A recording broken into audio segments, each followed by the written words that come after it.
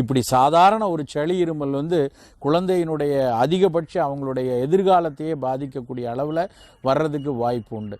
அதனால் சளி இருமல் தானே அப்படின்னு அலட்சியமாக இல்லாமல் அது அடிக்கடி நிகழ்வதை தடுப்பதற்கு மருந்து மாத்திரைகளை தாண்டி வாழ்வியல்லையும் உணவுலையும் பெற்றோர்கள் மிகுந்த அக்கறையோடு இருக்கணும். சரி, என்ன மாதிரி இருக்கலாம் அப்படின்னு சொன்னால், முதல்ல ஏற்படக்கூடிய சளி இருமல் அடிக்கடி நிகழுதுன்னா ஏதாவது பெரிய நோய்கள் பின்னணியில் இருக்காங்கிறத நம்ம பார்த்துக்கொள்ளணும். இளங்காசம் இருக்கலாம், பிரைமரி காம்ப்ளெக்ஸ் இருக்கலாம். அது மாதிரி இருந்ததுன்னா அதற்குரிய சிகிச்சை மிக கட்டாயமாக குழந்தை பருவத்திலே அவசியமான விஷயம். ஆஸ்துமா சைனசைட்டிஸ் மாதிரி இருந்ததுன்னா அதற்குரிய சிகிச்சையும் சரியாக எடுத்துக்கொள்ளணும். இதை தாண்டி இதெல்லாம் ஒன்றும் இல்லை, சுற்றுப்புறத்தில் இருக்கக்கூடிய மாசுக்களுக்கெல்லாம் உடனடியாக அந்த குழந்தை வந்து ரியாக்ட் பண்ணி சளி பிடிக்க வச்சிருது, ஒரு நாள் வெளியே தண்ணி குடித்தாலும் அது மாதிரி வந்துடுது அப்படின்னு நினச்சோன்னா நம்ம உணவில் நல்ல அக்கறை எடுத்தாலே இந்த நோய்களிலிருந்து வெளிப்பட்டுடலாம். பெரிய நம்ம ஒரு மருத்துவம் தேவைப்படக்கூடிய இளங்காசம் மாதிரி நோய்களில் கூட சரியான உணவு திட்டமிடல் இருந்தால் வேகமாக அந்த நோய் வெளியேறிடும். அப்படி எந்த மாதிரி உணவுகள் எடுத்துக்கொள்ளலாம் அப்படின்னா, இந்த நோய்க்குமே ரொம்ப முக்கியமானது அதிகமாக இனிப்புகள் கொடுக்கக்கூடாது. நேரடியாக பார்த்தா இனிப்பு வந்து கபத்தை வளர்க்கக்கூடியது. குழந்தைகளுக்கு இயல்பாகவே இனிப்பு மேலே பெரிய மதிகம். அதனால் அடிக்கடி சாக்லேட் சாப்பிட்றது, மிட்டாய்கள் சாப்பிட்றது, இனிப்பு பண்டங்கள் பலகாரங்கள் சாப்பிட்றத வந்து குழந்தைகளுக்கு நம்ம குறைக்கணும். அடிக்கடி சளி பிடிக்கிற குழந்தைகளுக்கு குறிப்பாக நெஞ்சில் கபம் இருக்கும்போது சாக்லேட்டுகள், இந்த மாதிரி சாக்லேட்டுகள், இனிப்புகள் இதெல்லாம் நம்ம வந்து தவிர்த்து தான் ஆகணும். அதை தாண்டி எது நிறைய கொடுக்கணும் அப்படின்னா, மற்ற சுவையுள்ள கசப்பு சுவையை வந்து குழந்தைகளுக்கு இதுவும் நல்லது தான்ப்பா, வாய்க்கு பிடிக்கலை மனசுக்கு பிடிக்கலைங்கிறதுக்காக அதை விளக்கக்கூடாதுன்னு முதலே நம்ம அறிவுறுத்தி அதை வந்து சாப்பிட வைக்கணும். கசப்பு, உரைப்பு, கார்ப்பு சுவை உள்ளது, துவர்ப்பு சுவையுள்ள உணவுகள்லாம் நிறைய கொடுத்துக்கலாம். என்னம்மா அது மாதிரி கொடுக்கலாம் அப்படின்னு பார்த்தீங்கன்னா, ரொம்ப முக்கியமான ஒரு தேர்வு வந்து மிளகு. மிளகுங்கிறது இந்த பைப்பர் நைகரம்னு சொல்கிறோம், கருமிளகு, மிளகாய் கிடையாது, மிளகு. இந்த மிளகை வந்து எங்கெல்லாம் காரம் தேவைப்படுதோ அங்கெல்லாம் குழந்தைக்கு இந்த மிளகை அறிமுகப்படுத்திடணும். உதாரணமாக குழந்தைக்கு வெண்பொங்கல் வைக்கிறோம், நல்ல பொங்கலில் மிளகு போட்டு வைக்கிறோன்னா குழந்தைகள் சாதாரணமாக என்ன செய்யும், அந்த மிளகை பொறுக்கி எடுத்து ஓரமாக வச்சிரும். நம்ம என்ன நினைப்போம், அதான் மிளகோட சாரம் உள்ளே போயிடுச்சே, அப்போ விலகி வச்சாலும் பரவாயில்லன்னு. அது தப்பு. குழந்தைக்கு மிளகு முழுசாக அவர்களுக்கு கண்டிப்பாக சேரணும். ஒரு நாளைக்கு 5-6 மிளகாவது நிறைய சேர்ந்துக்கிட்டே வந்ததுன்னா அந்த சளி பிடிக்கிற தன்மை குறையும். ஏன் சொல்கிறாங்க அப்படின்னா, இன்றைய அறிவியல் கூட இந்த மிளகுல வந்து பைப்பரிடின் அப்படின்னு சொல்லி 2 ஆல்கலாய்டுகளை கண்டுபிடிச்சிருக்காங்க. அது ரெண்டுமே நோய் எதிர்ப்பாற்றலை நல்லா கூட்டும், சளியை இளக்கி வெளியேற்றக்கூடிய மியூக்கோலைட்டிக் அப்படின்னு சொல்லுவாங்க. அந்த 2 தன்மையுமே இந்த மிளகுல இருக்குன்னு இன்றைய அறிவியல் சொல்லுது.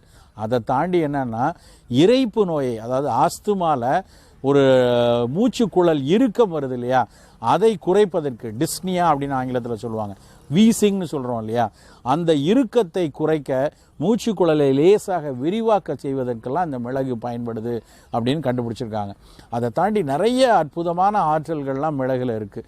அந்த மிளகை எங்கெல்லாம் காரம் தேவைப்படுதோ, உதாரணமாக காய்கறிக்கு நம்ம நல்லா வறுத்துட்டு நல்லா சமையல் பண்ணிவிட்டு கடைசியாக தாளிக்கும் போது மிளகா வத்தல் பொடி போடுறோம். அந்த வத்தல் பொடிக்கு பதிலாக மிளகு தூளை யூஸ் பண்ணலாம். எங்கே வந்து நம்ம வந்து காரம் அதிகமாக தேவைப்படுதோ அங்கெல்லாம் மிளகு தூளை நம்ம சாப்பிடும்போது கூட, நம்ம முட்டை சாப்பிட்றாங்க அது மேலே கொஞ்சம் தூவிக்கொள்ளலாம், காய்கறி கூட்டெல்லாம் செய்கிறோம் அது மேலே கொஞ்சம் தூவிக்கொள்ளலாம். இது மாதிரி மிளகை வந்து கிடைக்கிறப்பெல்லாம் அதிகமாக சேர்த்துக்கொள்ளணும். ரசம் செய்கிறோம், அந்த ரசத்தில் தூதுவளை கீரையை போடலாம். தூதுவளை ரொம்ப சாதாரணமாக கிடைக்கக்கூடிய ஒரு பிளான்ட்டு. அந்த தூதுவளையை ரசமாக வச்சு அவர்களை சாப்பிட சொல்லலாம். கற்பூரவல்லி இலைன்னு ஒன்று உண்டு, ஓமவல்லி கற்பூரவல்லின்னு. சாதாரணமாக வீட்டில் தொட்டிகளில் வீடுகளில் வளர்க்க முடியும். ஒரு சின்ன துண்டை வச்சோன்னா வெகு விரைவில் வேகமாக வளர்ந்துடும் அந்த செடி. அந்த கற்பூரவல்லி இலையை நம்ம மோந்து பார்த்தாலே ஓம வாடையிலேருந்து ஓமவல்லிம்பாங்க, கற்பூர வாடையிலேருந்து கற்பூரவல்லின்னு.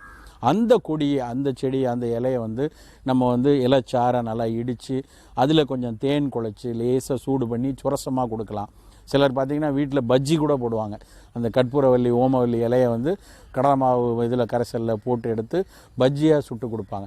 இது மாதிரி உணவு போலையே இந்த கற்பூரவல்லி, ஓமவல்லி, மிளகு இதெல்லாம் சேர்த்துக்கொள்ளணும். இன்னொரு முக்கியமான ஒரு சாதாரண தாவரம் வந்து துளசி. அந்த துளசியை வந்து நம்ம இடித்து சாறு எடுத்து அந்த துளசி சாறு 1 ஸ்பூன் போல் கொடுக்கலாம். துளசி கஷாயம் வைத்து கொடுக்கலாம். இதெல்லாம் வந்து சளியை வந்து நல்லா குறைக்கும். இப்போ வைரஸ் ஜுரத்தில் கூட வைரஸுகளுக்கு பல வைரஸ்களுக்கு இன்றைக்கி மருந்தே இல்லைன்னு பேசுகிறாங்க. ஆனால் துளசி வந்து சளியை கொடுக்கக்கூடிய அந்த வைரஸை கட்டுப்படுத்துதுன்னு இன்றைக்கு அறிவியல் பூர்வமாக நிரூபிச்சிருக்காங்க. அதனால தான் சில கோயில்கள் எல்லாம் அதிகாலையில் வந்து துளசி சாரெல்லாம் கொடுக்கறதுலாம் அந்த அடிப்படையில் தான். அதனால் நம்ம வந்து உணவாக இந்த விஷயங்களை வந்து தொடர்ந்து கொடுத்து கொண்டே வரணும். செரிமானத்திற்கு ரொம்ப நேரமாறக்கூடிய உணவுகளை வந்து நம்ம முழுமையாக நம்ம வந்து குறைத்து கொள்ளலாம். சளி இருக்கக்கூடிய காலத்தில் உணவுகளில் இந்த அக்கறையோடு இந்த தொடர்ந்து நம்ம எடுத்துக்கிட்டு இனிப்புகளை தவிர்த்து மிளகு, இந்த தூதுவளை, கண்டங்கத்திரி, அது மாதிரி கண்டங்கத்திரி இலையை வந்து நம்ம சாதாரணமாக கிராமங்களில் கிடைக்கும். அந்த கண்டங்கத்திரியை கஷாயமாக போட்டு கொடுக்கலாம். மணத்தக்காளின்னு சொல்லுவாங்க. நம்ம கிராமங்கள்ல எல்லாம் பார்த்திங்கன்னா சின்ன சின்ன பழத்தோட மணத்தக்காளின்னு சொல்கிறது மிக அற்புதமான ஒரு செடி. அந்த மணத்தக்காளி கீரை வந்து வாய்ப்புண்களை போட்டு குணப்படுத்துறதுக்கும் உடல் சூட்டை தணிக்கிறதுக்கும் பயன்படும். அந்த மணத்தக்காளி பழம் வந்து சளியை குறைப்பதற்கு ரொம்ப உதவியாக இருக்கும். என்ன பண்ணுவாங்கன்னா பெரியவங்க அந்த பழத்தை கலெக்ட் பண்ணி காய வச்சு வற்றல் பண்ணியிருப்பாங்க, மணத்தக்காளி வற்றல். அந்த மணத்தக்காளி வற்றலை கொஞ்சம் நல்லெண்ணெயில் வறுத்துட்டு அந்த வற்றலை வந்து நல்ல சுடுசாதத்தில் பிசைஞ்சு குழந்தைக்கு கொடுத்தோன்னா சளி பிடிக்கிற தன்மை குறையும். அதே மாதிரி தூதுவளை செடியில் சிவப்பு பழம் இருக்கும். அதை நல்லா கலெக்ட் பண்ணிட்டு வந்து சின்ன சின்னதாக அதில் வந்து குண்டூசியை வச்சு ஓட்டை போட்டு அதை தேனில் ஊற வச்சுட்டு அந்த தூதுவளை தேனை வந்து நம்ம சாப்பிட்டோன்னா அது சளியை வந்து நல்லா குறைக்கக்கூடியதாக இருக்கும். இப்படி பல நம்மளுடைய வீட்டில் இருக்கக்கூடிய அஞ்சரை பெட்டியில் இருக்கக்கூடிய பொருட்களும் நம்ம அன்றாடம் பயன்படுத்தக்கூடிய கீரை காய்கறிகள்லையுமே சளியை குறைப்பதற்கு நிறைய பொருள் இருக்குது. இந்த விஷயங்களை நம்ம தொடர்ந்து உணவுகளில் அவ்வப்போது குழந்தைகளுக்கு கொடுத்துக்கிட்டே வந்தோம் அப்படின்னா அடிக்கடி சளி பிடிக்கிற தன்மை வந்து குறையும். ரொம்ப முக்கியம் மிளகு. அடுத்து முக்கியமான பொருள் வந்து மஞ்சள் தூள். மஞ்சள் தூளும் வந்து நம்மளுடைய காய்கறிகளில் கீரைகளில் கொஞ்சம் கொஞ்சம் மஞ்சள் தூளை போட்டு அந்த குழந்தைக்கு ஆரம்பத்திலேருந்தே கொடுத்துட்டு வந்தோம்னா அதுவும் சளி பிடிக்கிற தன்மையை குறைக்கும். நிறைய பேர் நினைக்கிறாங்க சளி பிடிச்சிருந்தா வாழைப்பழமே சாப்பிடக்கூடாது, வாழைப்பழம் சாப்பிட்டா சளி பிடிச்சிக்கணும். அது உண்மை கிடையாது. நல்ல மஞ்சளாக பச்சையாக சளி நெஞ்சில் இருக்குது அந்த நேரத்தில் வாழைப்பழத்தை தவிர்க்கலாம். ஏன்னா பழங்கள் பொதுவாக கொஞ்சம் கபத்தன்மை உடையது தான். ஆனால் அதற்காக அறவே தவிர்க்க வேண்டியதில்லை. அதாவது இரவு நேரத்தில் 10 மணிக்கு 9 மணிக்கு போய் பழத்தை கொடுக்காம மாலை நேரத்திலேயோ காலையில் ஒரு 9 மணிக்கு மேலேயோ நம்ம வந்து பழத்தை கொடுத்து கொள்ளலாம். குறிப்பாக என்னத்தை தவிர்க்கணும் அப்படின்னு பார்த்திங்கன்னா இனிப்பு, 2வது பால் பொருட்கள்.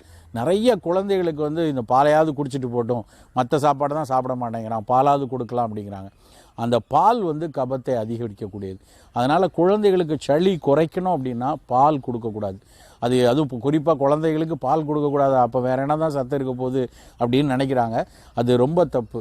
ஒருவேளை ரொம்ப அந்த குழந்தை விருப்பப்படுகிறது சாப்பிடணும்னு நினைக்குதுன்னா அதில் ஒரு 1/2 டம்ளர் பாலில் ஒரு 1/4 டம்ளர் தண்ணீர் விட்டு நல்லா நீர்த்து செய்துட்டு அதுக்கப்புறம் அதில் கொஞ்சம் மஞ்சள் தூள், கொஞ்சம் பனங்கள் கண்டு, மிளகுத்தூள் போட்டு அந்த பாலை கொடுக்கலாம். அதுவும் வந்து ஒரு 7 மணிக்கு முன்னதாக கொடுத்து விடணும். அது மாதிரி அடிக்கடி பால் கொடுக்கக்கூடாது. இப்படி ரொம்ப ஆசைப்பட்டால் மஞ்சள் மிளகுத்தூள் பாலை வந்து நம்ம கொடுக்கலாம். மிளகு இந்த மாதிரி உணவில் வந்து மஞ்சள், தூதுவளை, மணத்தக்காளி பழம் இதெல்லாம் சேர்த்து கொண்டு வந்தான்னா ஒரு 3 மாதம் 4 மாதம் இதே வாழ்வியலை வந்து அந்த குழந்தைக்கு பழக்கி பாருங்கள். கண்டிப்பாக அந்த சளி பிடிக்கிற தன்மை இயல்பாகவே குறைய ஆரம்பிச்சிடும். இதை தாண்டி ரொம்ப மாசுக்களில் விளையாடுறது, ரொம்ப சுகாதாரம் இல்லாத தண்ணீரை குடிக்கிறது, இந்த மாதிரி விஷயங்கள்லையும் அக்கறையோடு இருந்து கொண்டு நல்ல குழந்தை பருவத்திலேயே பிராணாயாம பயிற்சி, மூச்சு பயிற்சி கொடுத்து நல்ல நுரையீரலை விரிவடைய செய்யக்கூடிய பயிற்சிகள் செய்து ஓடி ஆடி விளையாட ஊக்குவித்து செய்தோன்னா கண்டிப்பாக சளி இருமல் தொல்லை வந்து அடிக்கடி வந்து குழந்தையினுடைய ஆரோக்கியத்திற்கு தடையாக இருக்காது.